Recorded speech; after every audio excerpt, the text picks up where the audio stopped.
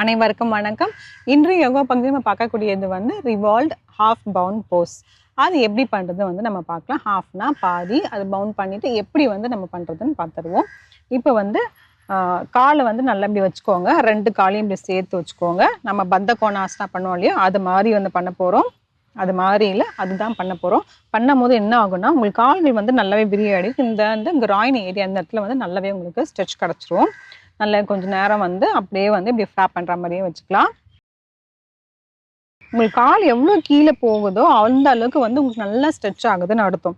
அப்போ நீங்கள் போக போக வந்து என்ன பண்ணணும்னா, கால் வந்து நல்ல உள் நோக்கி இப்படி தள்ளிட்டு பண்ணும் போது பார்த்தீங்கன்னா உங்களுக்கு இன்னும் கொஞ்சம் ஸ்ட்ரெச் கிடச்சிரும். ஃபஸ்ட்டு பண்ணும் போது வந்து நீங்கள் இப்படியே கொஞ்சம் தள்ளி வச்சு இப்படி பண்ணலாம். அடுத்து உங்களுக்கு நல்லா பண்ணும் போது இப்படி கொஞ்சம் கிட்ட கொண்டு வந்தால் மட்டுமே வந்து உங்களுக்கு நல்லா ஃப்ளெக்சிபிலிட்டி கிடைக்கும். கொஞ்சம் வலிக்க தான் செய்யும், முன்னாடி வைக்கிறதுக்கும் பின்னாடி வைக்கிறதுக்கும் வலிக்க தான் செய்யும், இந்த இடம் வலிக்கும். பட் இருந்தாலும் நீங்கள் இதை செய்யும் போது உங்களுக்கு வந்து நல்லாவே வந்து ஸ்ட்ரெச் கிடச்சிரும். இதுலேயே இருக்கலாம். முதுகு தண்டு நல்லா நேராக வச்சுக்கோங்க. 1 2 3 4 5 6 7 8 9 10 தளர்த்திக்கலாம். நீங்கள் இதை பண்ணும் போது நீங்கள் நிறைய டைம் வந்து பண்ணணும். அதே மாதிரி வந்து இந்த பத்தகோணாசனா பண்ணிவிட்டு நீங்கள் 2 கால்கள் சேர்த்து வச்சுட்டு அதுக்கப்புறம் மட்டும் நீங்கள் வந்து ரிலாக்ஸ் பண்ணிக்கோங்க. ஏன்னா கால் நல்லா விரித்து வச்சுட்டு அப்படியே வந்து நீட்டும் போது உங்களுக்கு இன்னும் கொஞ்சம் வலி அந்த அப்படியே நின்றுடும். அதுக்காக கால் 2 சேர்த்து வச்சுட்டு ஒரு சில வினாடிகள் மட்டும் இருந்துட்டு அப்புறம் நீங்கள் வந்து ரிலாக்ஸ் பண்ணிக்கலாம். இது வந்து பத்தகோணாசனா. இப்போ நம்ம ஆசனாக்கு போயிடலாம்.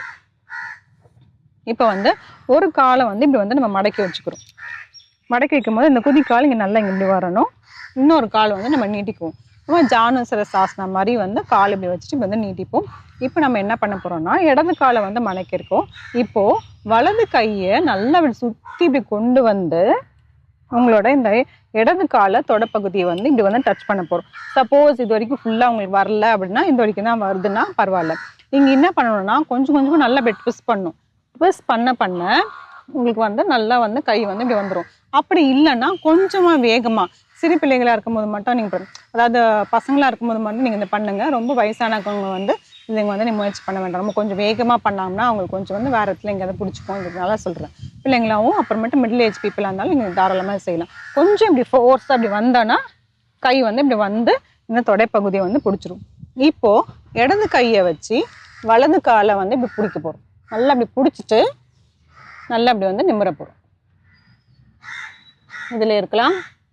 1 2 3 4 5 6 7 8 9 10 தளர்த்திக்கலாம்.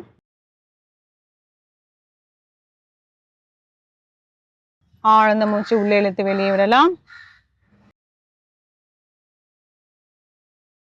கொஞ்சம் அந்த ஃபோர்ஸ் கொடுத்துட்டீங்கன்னா கை அப்படியே வந்துடும். அப்படி இல்லை உங்களுக்கு பண்ண முடியல, அந்த மாதிரி ஃபோர்ஸ்லாம் பண்ண வேண்டாம் அப்படின்னா நீங்கள் கொஞ்சம் கொஞ்சமாகவே கையை நல்லா இப்படி திருப்பிட்டே வந்து உங்கள் மார்பு பகுதி நல்லா இப்படி விரிச்சிட்டு பண்ணும்போது உங்களுக்கு நல்லாவே வந்து ஈஸியாக வந்துடும்.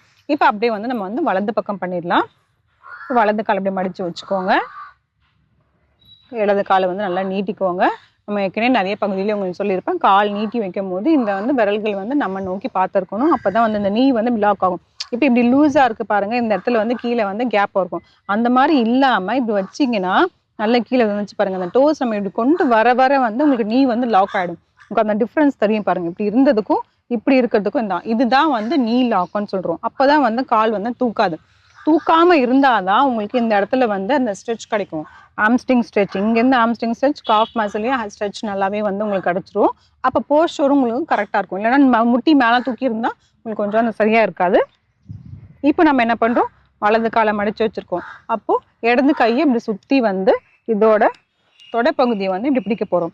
நான் இப்போ வந்து ஃபோர்ஸாக பண்ணலை. ஃபோர்ஸாக பண்ணாமே வந்து கொஞ்சம் கொஞ்சமாக வருது பாருங்கள். கை இப்படி போகும்போது இப்படி நல்லா இப்படி திருப்பிக்கோங்க. இந்த தோல் பட்டி இப்படி நல்லா இப்படி திருப்பணும். இப்படி திருப்பினாதான் இப்படி வரும். வந்துட்டு அதுக்கப்புறம் அப்படியே வந்து கொஞ்சம் கொஞ்சமாக இப்படி திரும்புங்க. திரும்பும் போது அந்த கை வந்து அழகாக இப்படி வந்து பிடிச்சிக்கு வந்துடும். நல்லா இப்படி திரும்பிட்டு இப்போது வலது கையை எடுத்து இடது கால் வந்து பிடிச்சிக்கோங்க. இப்படி பிடிச்சிட்டு இப்படி பண்ண முடியல அப்படிங்கிற மாதிரி இருந்துச்சுன்னா கை கூட நீங்கள் இங்கே வச்சுக்கலாம். இந்த அளவுக்கு எனக்கு போகல, இவ்வளோதான் வருது, இங்கே போய் வைக்க முடியல அப்படி மாதிரி இருந்துச்சுன்னா ஒன்று நீங்கள் ஆங்கிளில் பிடிச்சிக்கோங்க. அப்படி இல்லைன்னா இந்த முட்டி பகுதியில் கூட நீங்கள் இப்படி வச்சுக்கோங்க. வச்சுட்டு நல்லா இப்படி ட்விஸ்ட் பண்ணிக்கலாம். 1 2 3 4 5 6 7 8 9 10 தளர்த்திக்கலாம். தண்டாசனால இருக்கலாம். ஆழ்ந்த மூச்சு உள்ளே இழுத்து வெளியே விடலாம்.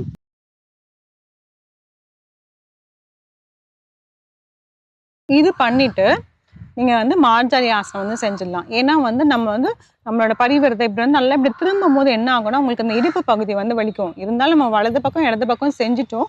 இருந்தாலும் வந்து நம்ம முதுகும் அந்த இடுப்பு பகுதி வலிக்க ஆரம்பிக்கும். அதுக்காக வந்து நம்ம வந்து மார்ஜரி ஆசனம் செய்யலாம். ஒன்று இப்படி உட்காந்துட்டே செய்யலாம், இல்லைன்னா வந்து நீங்க முட்டி போட்டுட்டு வந்து நீங்க செய்யலாம்.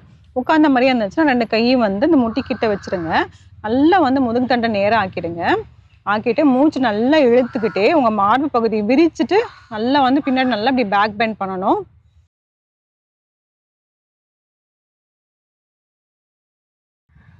அப்படியே மூச்சு விட்டுட்டு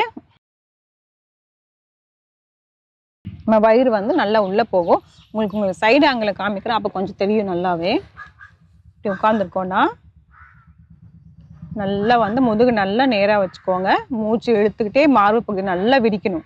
அப்பதான் வந்து உங்களுக்கு கொஞ்சம் அந்த பிராணா உள்ள போட்டு வெளியில வர்றதுக்கு உங்களுக்கு கரெக்டாகவும் இருக்கும். அது இல்லாமல் உங்களுக்கு முதுகு வலியும் வந்து இருக்காது. முதுகுலையும் சரி இந்த சைட்லையும் சரி வலி இருக்காது.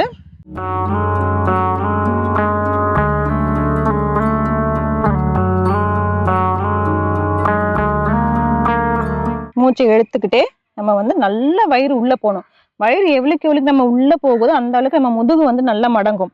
அப்ப வந்து உங்களுக்கு அந்த முதுகு வலிக்கு உங்களுக்கு கரெக்ட் ஆயிடும். இதே மாதிரி வந்து இன்னும் 2 முறை பண்ணிக்கலாம்.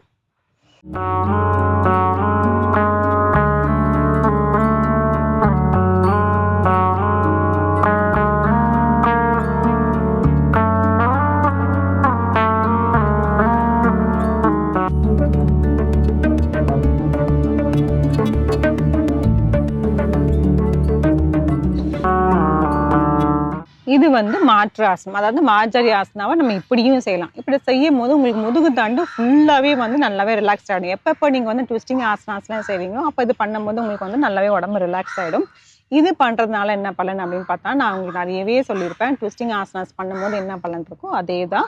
மார்பு பகுதி வந்து நல்லாவே விரியும். உங்களுக்கு வந்து ரத்த ஓட்டம் அதிகமாக இருக்கும். உங்களுக்கு அந்த மூச்சு சம்பந்தமான பிரச்சனைகளுக்கு எல்லாமே சரியாகும். தோள்பட்டை வந்து நல்லாவே உங்களுக்கு இதாகும். இப்போ கழுத்து வலியெல்லாம் பார்த்தீங்கன்னா உங்களுக்கு இதோட சேர்ந்து இங்கே இதுவும் சேர்ந்துருக்கும். ட்ரெபீசியஸ் மசில் அப்படிங்கிற ஒரு மசில் எல்லாம் இருக்கும்.